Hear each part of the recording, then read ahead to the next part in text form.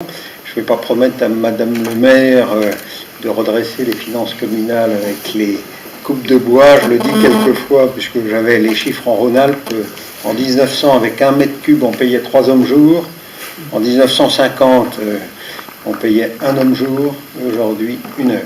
Voilà. J'espère que ça va s'arrêter là, mais c'est une évolution. Voilà. Heureusement, le cours du chêne s'est redressé depuis 3 ans. Si vous vendez quelques chênes, il valent 50% de plus qu'il y a 3-4 ans. Mais on a vu qu'il y avait quelques jolis chênes. Mais malheureusement, je ne peux pas annoncer un redressement des comptes communaux avec le bois.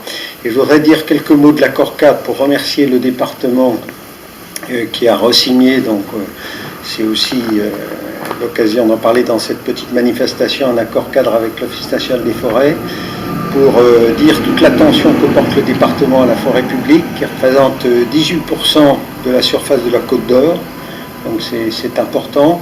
Et les seules forêts communales doivent être autour de 14-15%, avec 600 forêts communales. Alors je vous interrogeais sur la taille de votre forêt. La forêt communale moyenne, elle fait plutôt 150 hectares, mais la vôtre n'atteint pas ce chiffre-là. Voilà. Ça représente quand même une douzaine de millions d'euros de recettes, et surtout de l'affouage. C'est à peu près 40% de la production. Vous avez parlé de l'affouage qui reste très présent, et qui permet d'abord d'utiliser une énergie renouvelable, et puis aussi aux gens plus modestes et courageux d'aller couper du bois en forêt.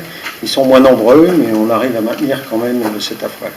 Alors, dire que le département s'intéresse un peu à tous les aspects, et je ne vais évidemment pas détailler la convention, mais il y a ce volet production et filière bois qui est bien présent.